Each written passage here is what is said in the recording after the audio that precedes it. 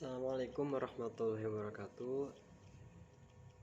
Alhamdulillah, kali ini saya diberikan tugas oleh ibu pembimbing sekaligus sebagai dosen saya, Ibu Prof. Heni. Terima kasih juga asistennya Bapak Dr. Randy. Kali ini saya akan menerangkan tentang pembaharuan atau menerangkan kembali mereview daripada materi-materi yang sebelumnya tentang pembaharuan hukum pidana di Indonesia.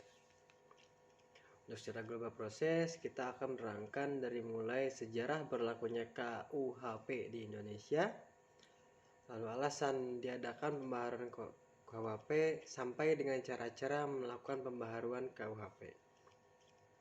Ada satu sub bab yang tidak dibahas karena belum dibahas oleh Ibu Prof. Heni Hendriani, yaitu tentang metode pembaharuan KUHP. Oke, baik, langsung saja.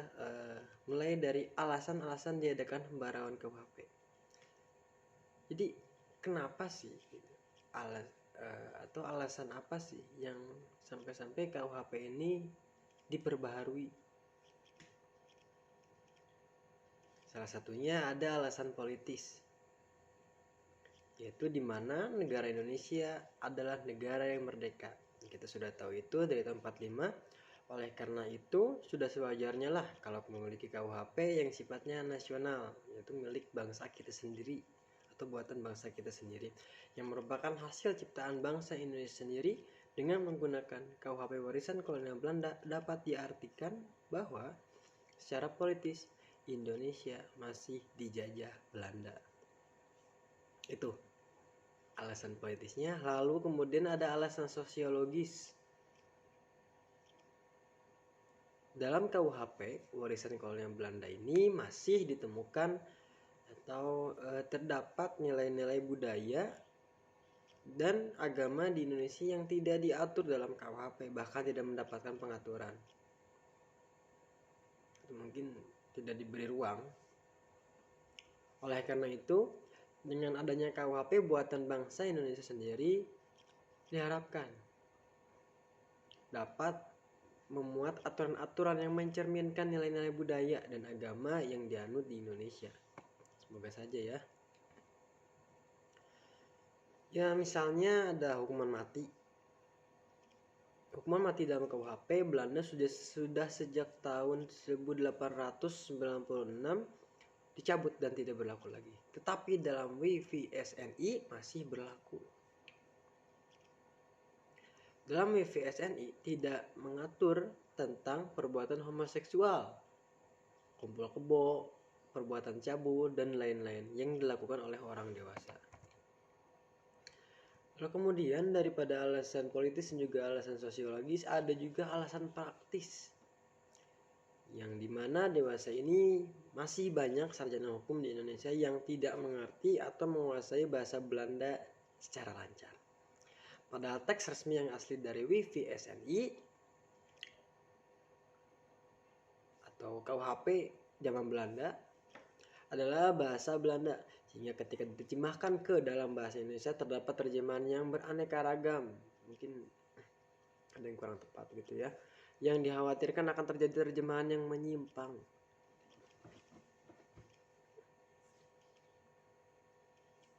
Selain itu, tidak menunjang dalam praktek hukum pidana yang pasti dan seragam.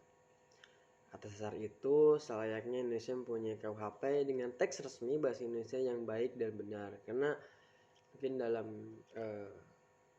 penerjemahan daripada kata-kata di Belanda ada beberapa kata yang tidak bisa tertampung oleh bahasa Indonesia sendiri.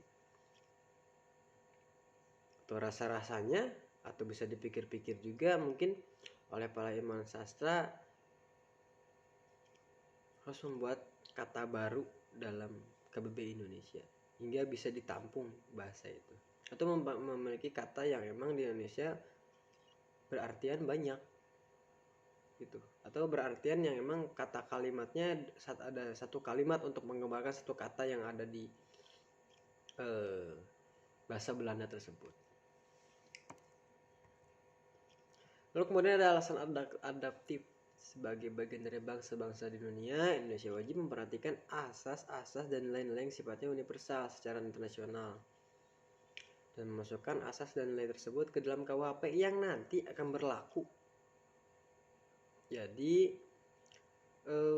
Indonesia memang wajib memperhatikan dasar-dasar atau asas-asas dan nilai-nilai yang sifatnya universal.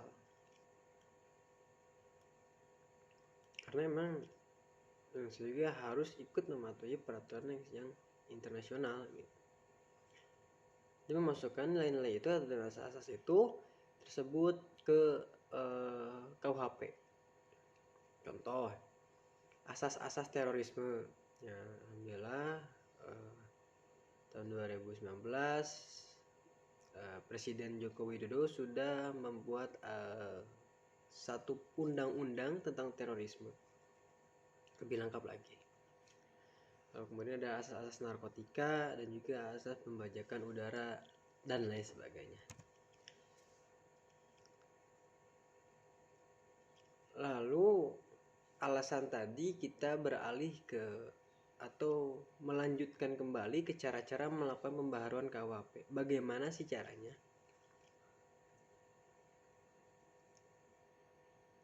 Salah satunya ada cara kriminalisasi. Wow, bahasanya luar biasa.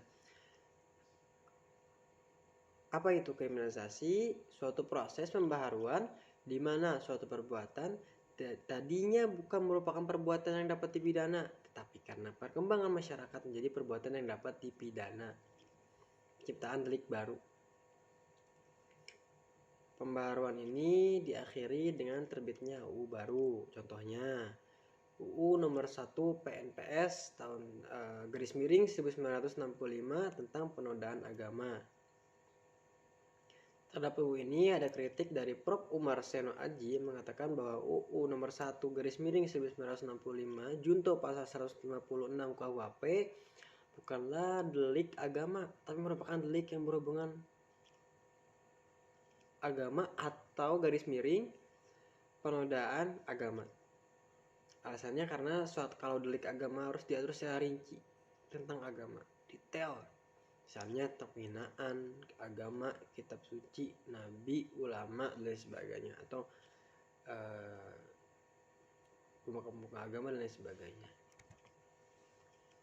Lalu ada juga jadi kriminalisasi, yaitu ketika ada sesuatu yang emang di masyarakat sebelumnya ini belum dianggap tindak pidana gitu ya. Saya kembali mereview kembali dari yang tadi kriminalisasi. Misalkan dulu membunuh itu bukanlah perbuatan yang dapat dipidana.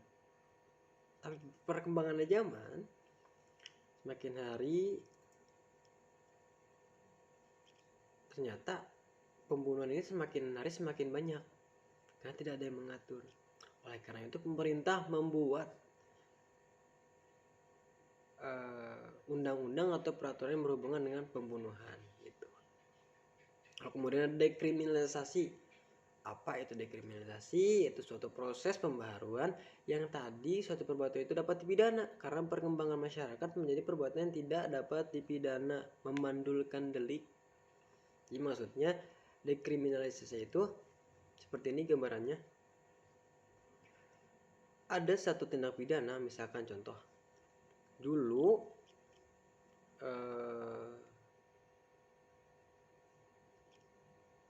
judi itu dilarang gitu. Karena semakin hari judi ini ternyata menguntungkan pemerintah. Oleh karena itu judi dialihkan menjadi atau dimandulkan gitu karena sifatnya menguntungkan. Itu contoh saja. Nyatanya tidak seperti itu. Nyatanya tapi analoginya seperti itu. Contohnya misalkan seperti ini, ada juga pasal 534 KUHP terbatas hanya pada petugas atau penyuluh keluarga berencana, sifatnya terbatas. Lalu Undang-Undang Nomor 17 Tahun 1967 tentang penarikan cek kosong. Menurut undang-undang ini, setiap penarikan cek kosong adalah tindak pidana.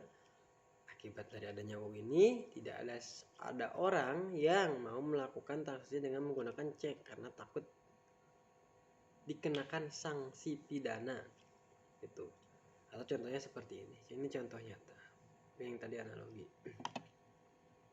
Lalu ada juga rekriminalisasi, yaitu suatu perbuatan yang tadinya dapat dipidana karena perkembangan masyarakat menjadi tidak dipidana.